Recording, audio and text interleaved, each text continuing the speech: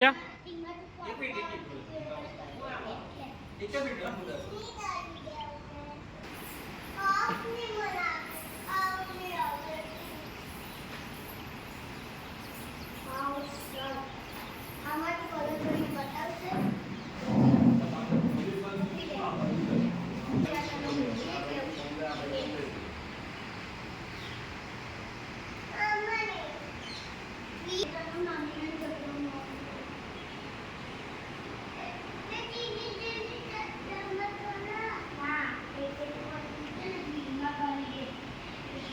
introduction मारू नाम प्रकाश भाई मोदी हूँ अंकलेश्वर आंबालिका में रहूँ छूँ मकान नंबर 21 અને અમારા ધર્મપત્ની છે એનું નામ છે ગીતાબેન એ મુખ્ય સેવક તરીકે અહીંયા છે અને માતાજી એમના શરીરમાં પ્રવેશ આપે છે આ મંદિર બહુ જૂનું કહેવાય જે 4 યુગ પહેલાંનું જૂનું કહેવાય કે સપ્ત ઋષિગણ 4 યુગ પહેલાં થઈ ગયા સતયુગમાં થઈ ગયા હવે એ સમયે આ સ્થાન હોવાને લીધે અહીંયા સ્થાનને લીધે માતર ઋષિ બાજુમાં આવીને એમનો આશ્રમ બનાવેલો હવે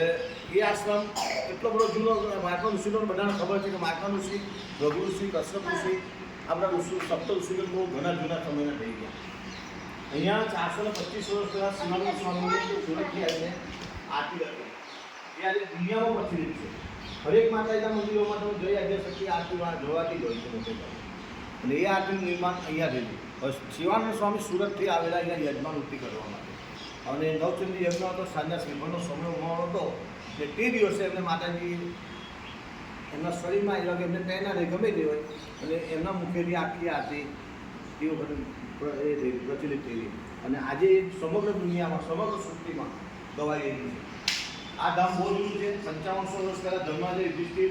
અહીંયા એમના આત્માના શાંતિ માટે આવેલા એમના આપણા આત્માના શાંતિ માટે એટલે કઈ રીતે કે ભાઈ કુરુક્ષેત્રનું યુદ્ધ થયું એમાં એમના સગાવાલાઓ બધા જ રાજપાટને માટે માર્યા ગયા ત્યારબાદ એ જે એમના આત્માના શાંતિની મળે એમનું મન વિચલિત રહેતું હતું તો સારું મેં મારા રાજપાટ માટે આખું કુટુંબ તો બધા ખલાસ કરી નાખ્યા તો એમને ભગવાન કૃષ્ણને કીધું કે મારું મન વિચલિત જાય છે મારે હવે શું કરવું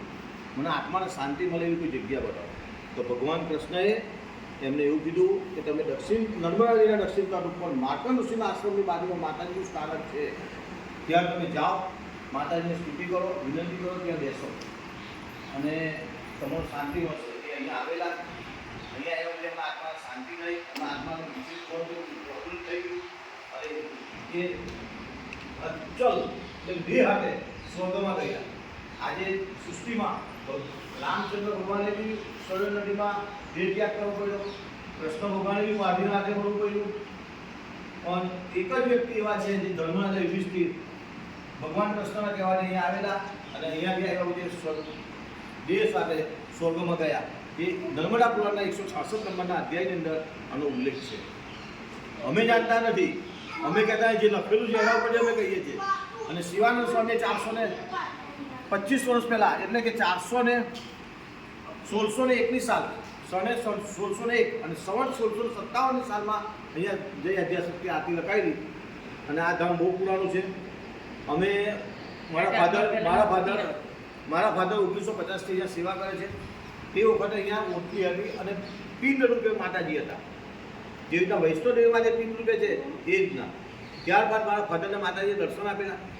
અને કીધેલું કે મારું અહીંયા સ્થાન બનાવું મારું મંદિર બનાવવાનું એટલે નાનું મંદિર હતું પહેલાં એ મંદિર એમને બનાવેલું અને જે દિવસે આ મૂર્તિની પ્રાણ પ્રતિષ્ઠા કરી તે દિવસે હું મારી મારા ઉદરમાં હતો હવે મૂર્તિની એક ઇતિહાસ એવો છે મૂર્તિનો કે મૂર્તિ લેવા જવાના હતા